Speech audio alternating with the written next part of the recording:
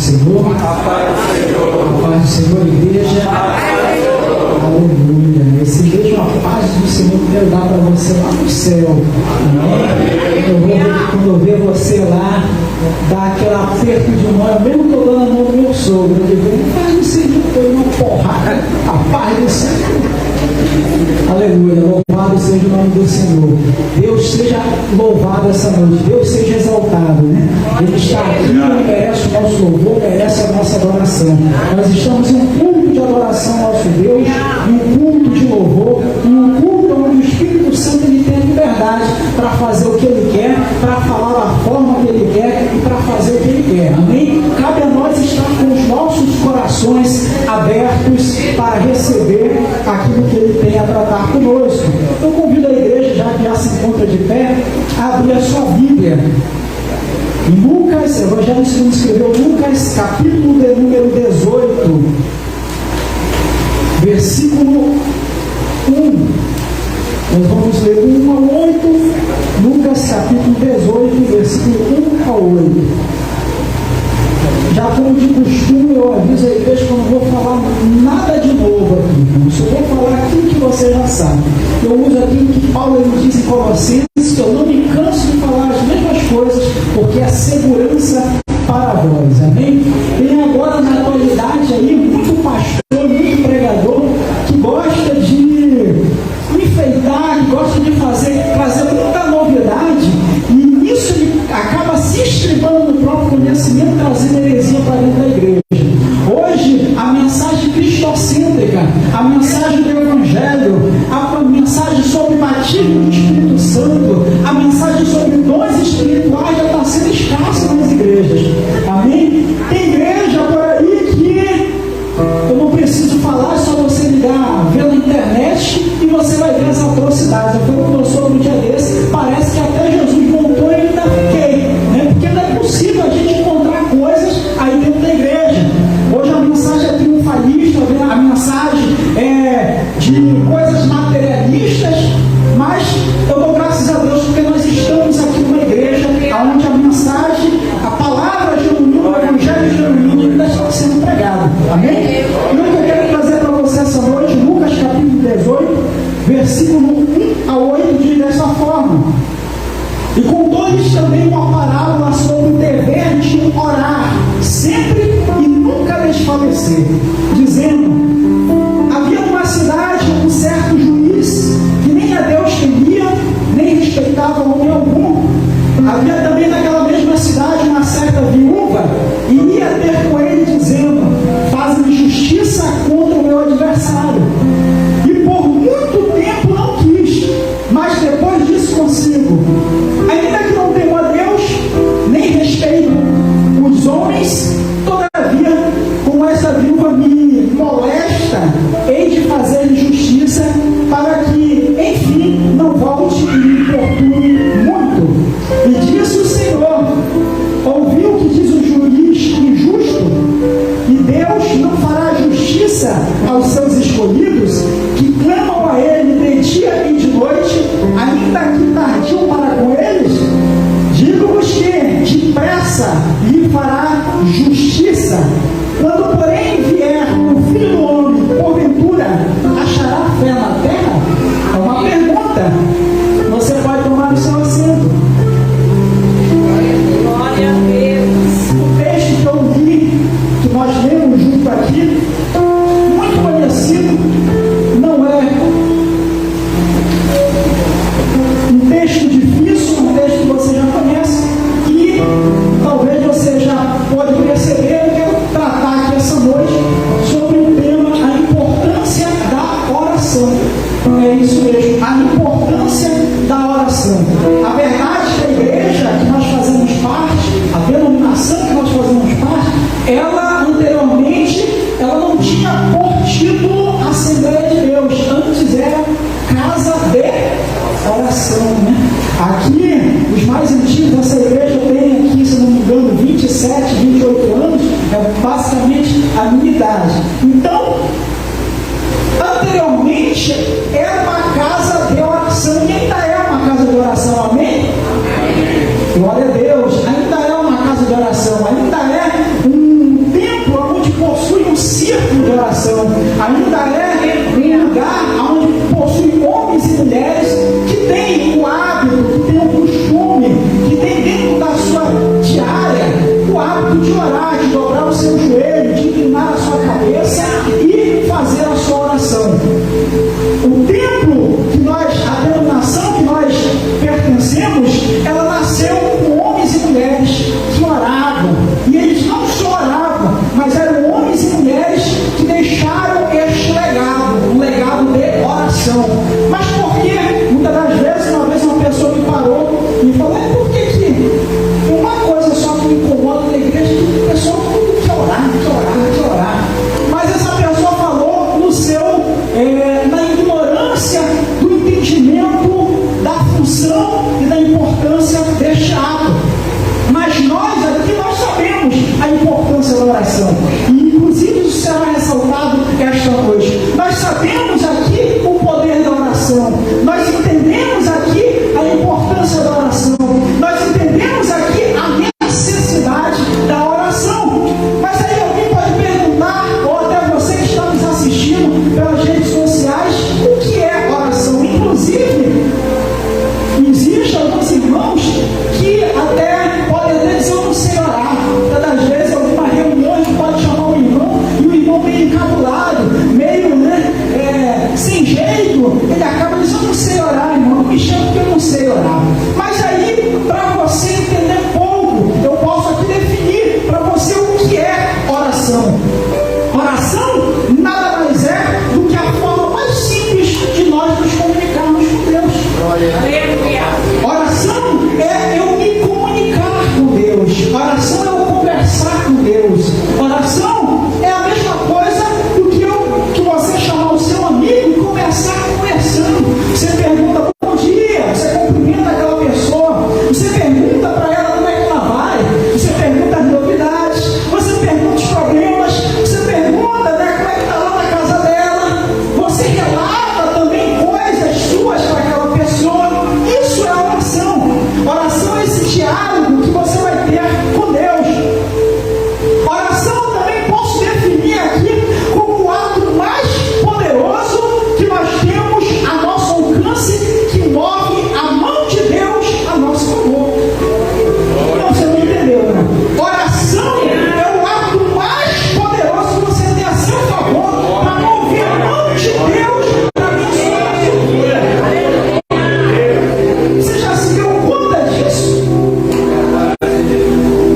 A palavra do Senhor, ela vai dizer que havia vários homens que tinham o hábito de orar, que tinham esse diálogo com Deus, que tinham essa conversa com Deus. A palavra do Senhor vai dizer em Salmo de número 141, verso 1 e 2: Senhor, a ti clamo, escuta-me, inclina os teus ouvidos à minha voz quando a ti clamar. E ele ainda diz: suba a minha oração perante a tua face como incenso. Oração eu também posso comparar com incenso. Incenso nada mais é do que algo agradável. Incenso nada mais é do que algo cheiroso, aquilo que agrada, aquilo que você quer sentir. Oração, a palavra do Senhor vai dizer que ela sobe com incenso na presença do Senhor. Quando você está orando, você está fazendo algo que agrada a Deus. Quando você está orando, você está fazendo algo que sobe até na presença do Senhor e agrada a Ele e alegra o seu coração. Você já parou para refletir nisso?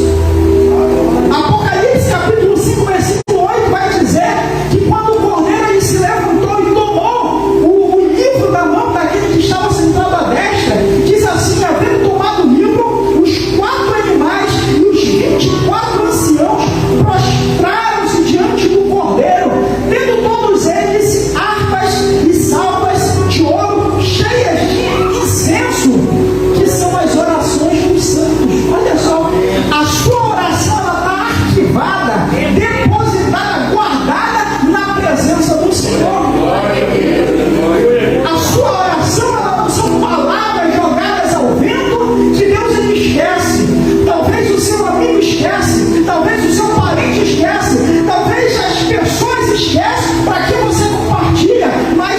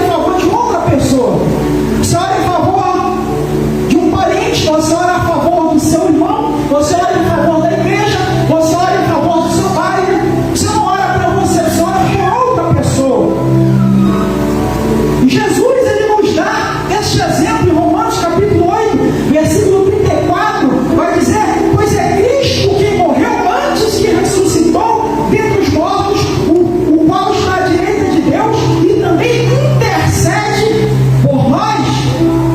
Jesus, ele é um intercessor que intercede por nós.